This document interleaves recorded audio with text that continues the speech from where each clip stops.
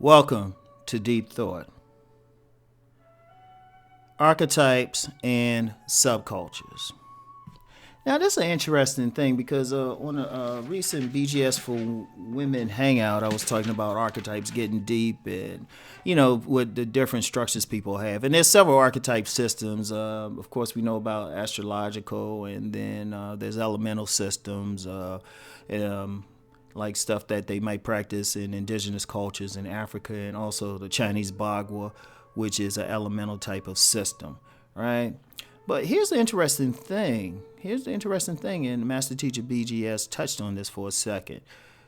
Archetypes, people of the same archetype tend to come together. And when people tend to come together, they form networks, they form communities, they form subcultures, right?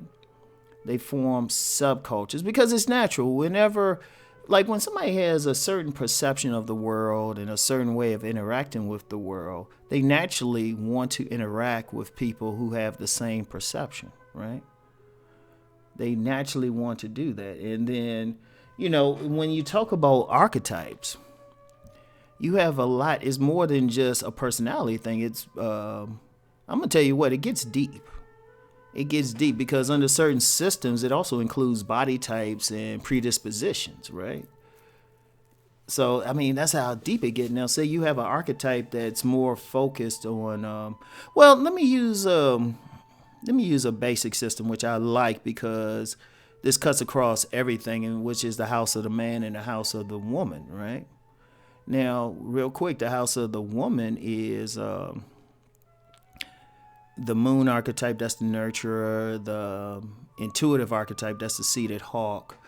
The gathering archetype, which is the treasure chest. And then the pleasure archetype, which is the elegant rose. And then with the men, you have the warrior archetype, that's the protective instinct. The ego, that's the logical, rational thinking instinct in a man. The hunter, that's exactly what it says. The person who go out there and provide, they get the food and everything. And then the healer, that's the pleasure aspect in a man. Now, each of those archetypes will tend to want to be around others of the same vein, and in many cases will form a subculture based on it. For example, if you have a group of women who are the moon archetype to get together, those are the moms at the football games, or the type of women who might be in professions that are kind of nurturing, maybe nursing or something, or they might just come together just to share recipes, right? And then you might have the seated hawk. Now, these women, they tend to be intuitive, but can also come off as more intellectual than most women will tend to be, right? Now, you get a lot of those women. Those are a lot of the women in what people might call the more conscious communities, like the women who read in the books, the astrological books and stuff like that, into the holistic living and everything. And also they tend to have their own rhythm about things, but what they'll come together because they have a shared perception. And then when you got the treasure chest, those business women, those corporate type of women that will come together. And then the elegant rose, well, those are thoughts hanging out at the club, right? They will tend to form. And now, of course, and doing the same exercise with the men, the warriors, those are like the martial artists, the jocks and everything. They hanging out at the gym.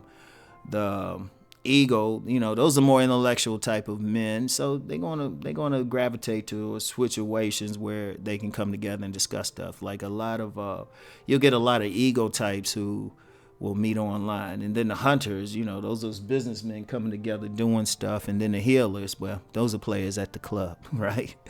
So, and of course it gets deeper than that when you start getting into little nuances. And then, some archetypes, when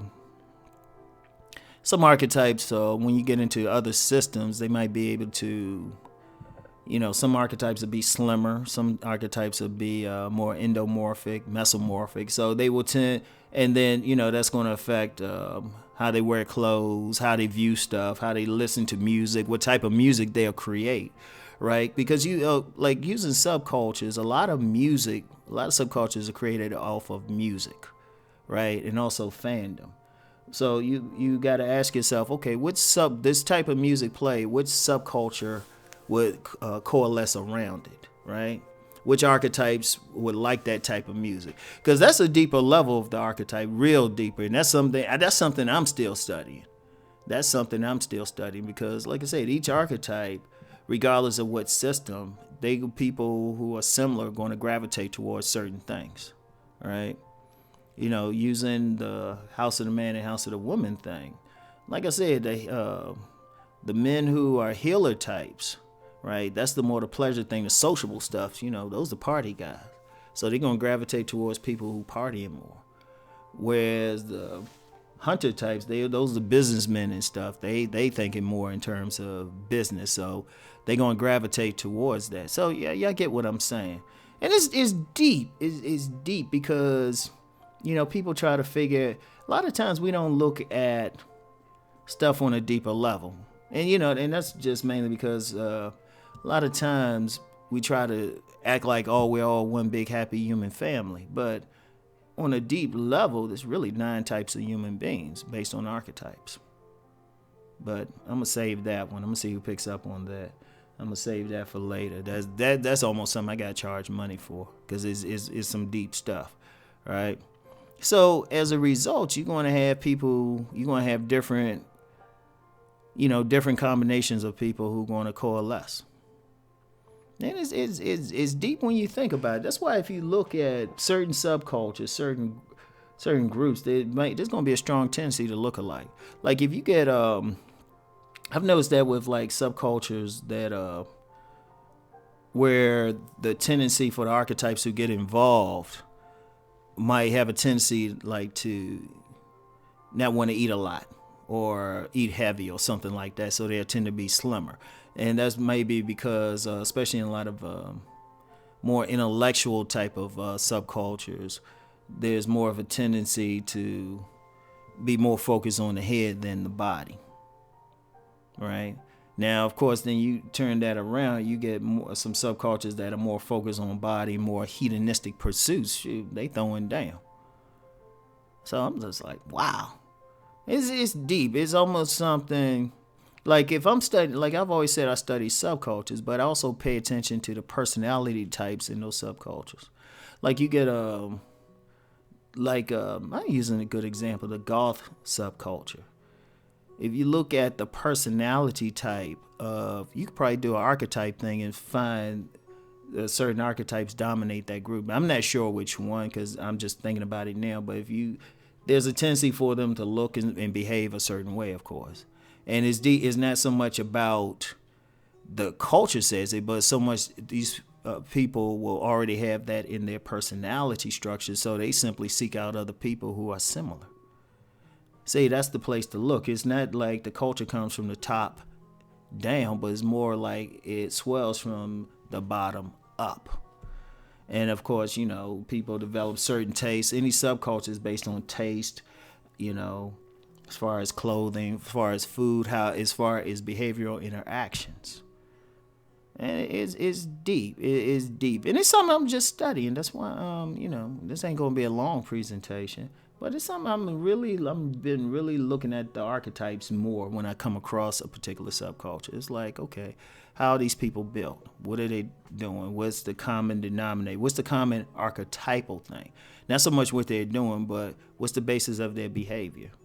If you have a subculture where everybody is supposedly gregarious, someone who is more shy and withdrawn might not feel comfortable there. And it's not saying there's something wrong with them, but they'll probably look for something where everybody is more quiet. So, something to think about. I know I got to throw some stuff out for you. Anyway, that's all I have for now. I'll talk to you later. Peace and blessings.